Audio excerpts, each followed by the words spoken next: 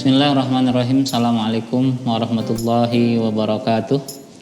Bersyukur dengan mengucapkan alhamdulillahirabbil alamin, bersalawat kepada Nabi dan mengucapkan Allahumma sholli ala sayyidina Muhammadin wa ala ali sayyidina Muhammad, amma ba'du.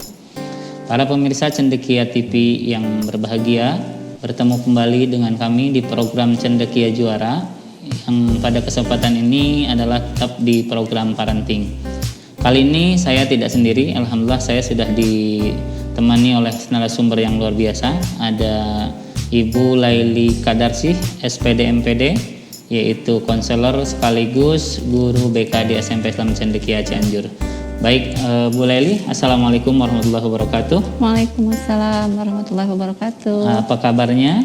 Alhamdulillah Pak. Sehat Bu baik, ya? Alhamdulillah. Di masa pandemi ini kita tetap menjaga kesehatan, tapi tidak mengurangi produktivitas kita untuk berkarya dan memberikan manfaat buat orang banyak ya, khususnya bagi para pemirsa Cendekia TV dimanapun berada. Baik, perlu kami sampaikan untuk para pemirsa, untuk sekarang kita akan membahas tentang menjadi orang tua yang efektif ya, menjadi orang tua yang efektif. Jadi episode kali ini kita akan membahas tentang bagaimana menjadi orang tua yang efektif dalam rangka pola pengasuhan terhadap putra-putri kita untuk menjadikan mereka menjadi putra-putri yang soleh dan solehah. Itu mungkin ya materinya ya. Amin. Insya Allah kita akan bahas beberapa waktu ke depan. Mudah-mudahan para pemirsa sekalian bisa menyimak dan memperhatikan sehingga nanti apabila ada yang misalkan membutuhkan pemberitahuan informasi tambahan bisa untuk ditanyakan. Baik, yang dimaksud dengan orang tua yang efektif itu seperti apa? Itu. Jadi orang tua yang efektif itu perspektifnya seperti apa? Kami persilakan. Ya, terima kasih kesempatannya. Orang tua efektif diasumsikan sebagai orang tua yang ideal ya. Jadi orang tua ideal itu persepsinya adalah orang tua yang tahu kapan harus marah, kapan harus kapan harus menegur anak, kapan harus mengingatkan gitu, caranya seperti apa, yang win-win solution antara anak dengan orang tua. Itu persepsi tentang orang tua yang efektif, artinya orang tua yang bisa fleksibel dengan anak, tidak melulu menyalahkan anak, itu orang tua efektif gitu. Gitu ya. Iya. Nah, untuk orang tua dan anak bedanya itu sebetulnya hanya satu aja. Kalau orang tua pernah jadi anak-anak, kalau anak belum pernah jadi orang tua. Ya, jadi dari sanalah lahir beberapa beda persepsi antara tujuan orang tua yang disikapkan orang tua tujuannya baik, tapi penerimaan anak karena dia belum tahu apa-apa dianggapnya sebagai orang tua yang beginilah, yang begitulah. Nah itu Pak. Oh gitu ya, karena memang orang tua benar tadi ya, orang tua sudah pernah menjadi anak sementara anak belum pernah jadi orang tua ya. Bedanya itu aja. Gitu. Nah kalau dari sisi efektif itu sendiri, kita untuk kiat-kiatnya menjadi orang tua yang efektif itu ada kira-kira ada prasyarat nggak Bu, biar itu benar-benar bisa dikatakan efektif gitu ya. Maksudnya kan ketika kita naik kelas harus ada syarat lulus misalkan. Nah ini ketika mau mencapai paradigma orang tua yang efektif itu apakah ada syarat-syarat tertentu sehingga orang tua itu bisa disebut dengan orang tua efektif gitu ya?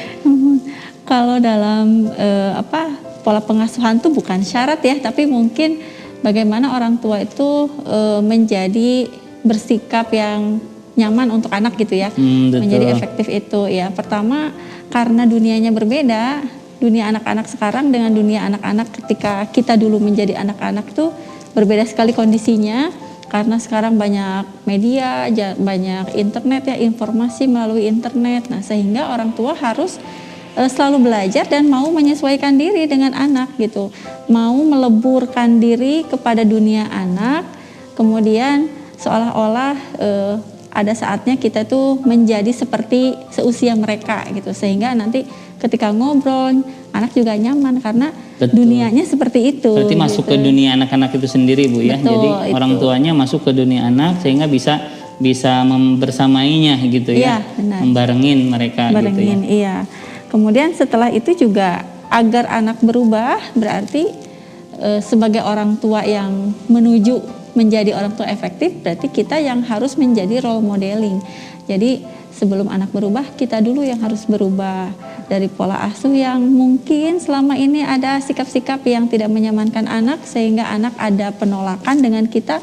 Ya kita dulu berubah menjadi lebih baik, nanti anak akan melihat apa yang kita lakukan. Betul.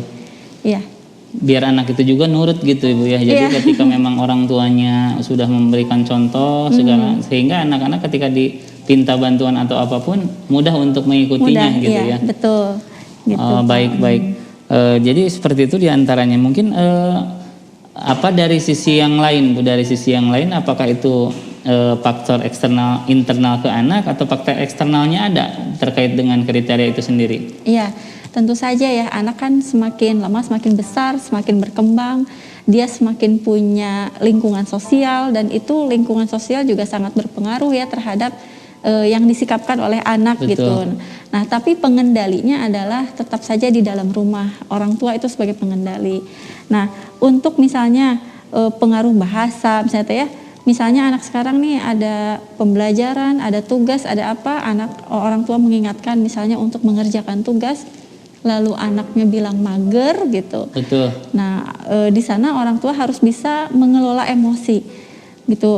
Jangan langsung, diusahakan sih tidak langsung marah atau apa ya, tapi justru si anak yang bilang mager itu harus didekati gitu. Kita harus belajar cara-cara untuk pendekatan kepada anak yang lebih nyaman gitu. Jadi nggak yang langsung kita denial terus jadi marah-marah sama anak.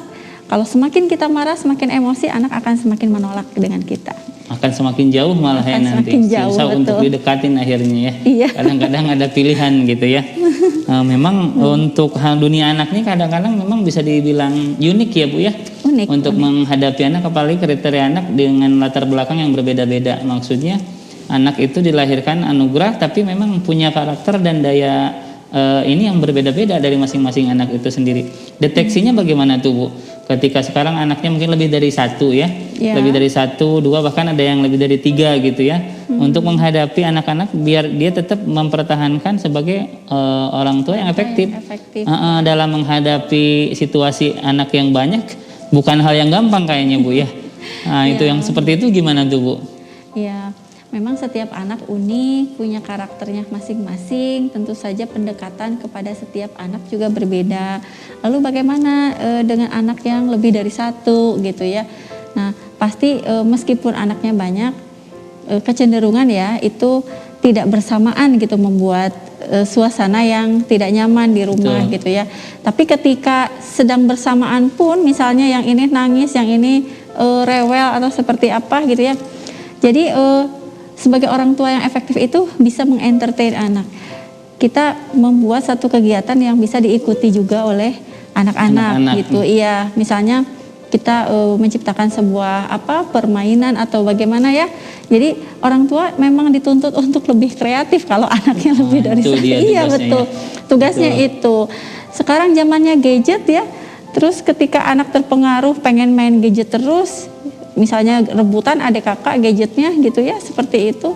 Nah kita harus bisa mengalihkan fokus anak menjadi kegiatan yang lebih bermakna dan dilakukan bersama-sama. Misalnya gimana kalau kita challenge-nya, kan lagi musim challenge-nya nih. Challenge-nya adalah membersihkan tempat tidur masing-masing misalnya kayak gitu. Jadi ada reward dan punishment ya. Ya bukan punishment ya, tapi lebih ke konsekuensi gitu ya. Iya, kalau punishment tuh kayaknya hukuman serem ya, hukuman ya. Tapi kalau konsekuensi itu adalah ada hal lain yang nanti bisa bermanfaat juga untuk anak, bisa dilakukan dalam rangka edukasi itu sendiri. Dalam rangka edukasi. Bukan berarti ketika anak minta gadgetnya 1 malah anak 2 berarti beliin gadgetnya 1, bukan gitu ya. Kalau gitu malah seolah-olah tadi bisa jadi tidak menjadi orang tua yang efektif kan. Iya, betul. Dengan mengikuti kemauan anak secara sepenuhnya karena kemampuan misalkan gitu. Nah mungkin ada kriteria-kriteria khusus yang lain Bu selain dari yang tadi kita sudah mulai bicarakan tuh terkait dengan efektifnya orang tua mendidik anak. Apa ada ini yang lain barangkali?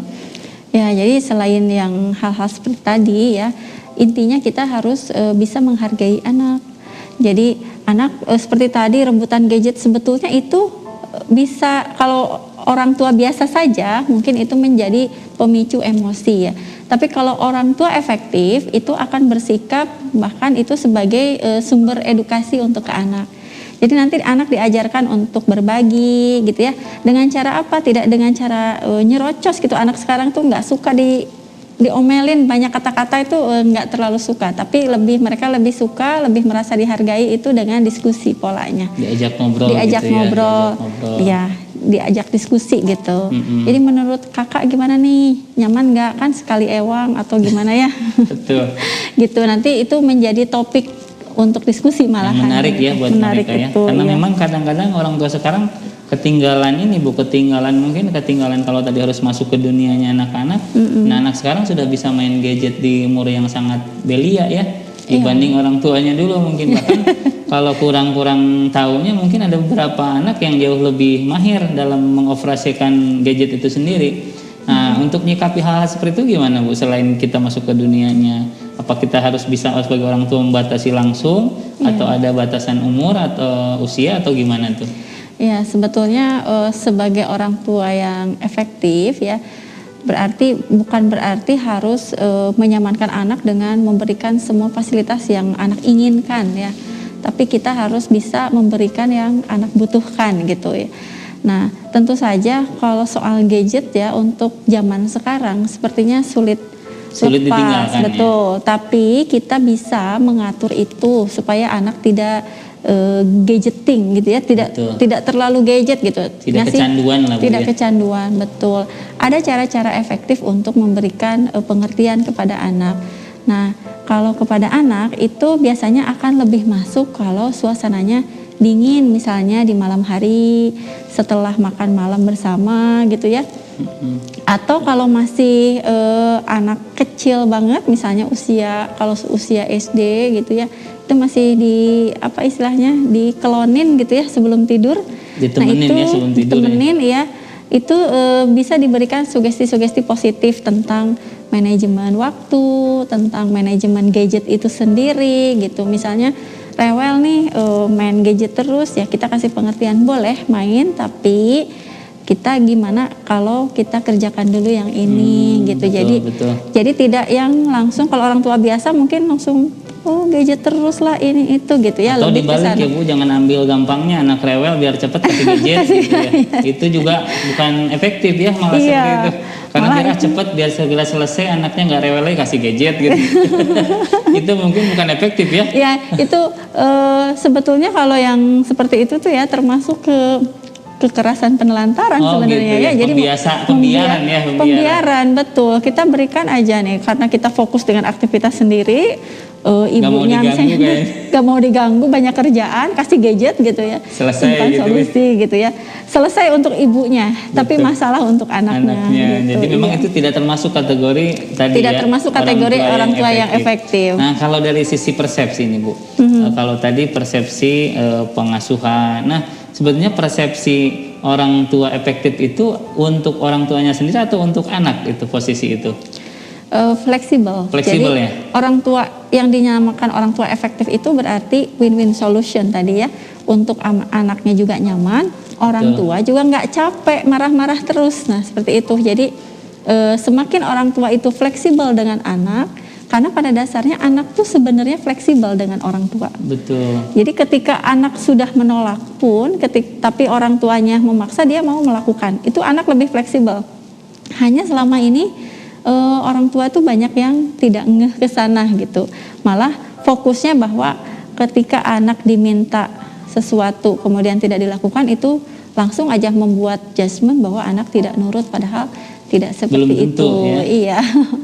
Gitu. Ya, baik para pemirsa sekalian, menarik juga ya yang kita bicarakan ini, sangat luar biasa. Ini termasuk pengalaman mungkin banyak orang tua yang seperti itu yang bisa mengamalkan atau melaksanakan buat putra-putrinya, dan utamanya dalam rangka memang memberikan edukasi terhadap putra-putri kita dalam rangka menjadikan tumbuh kembang mereka itu sesuai dengan harapan, otomatis sesuai dengan ekspektasi orang tuanya. Iya.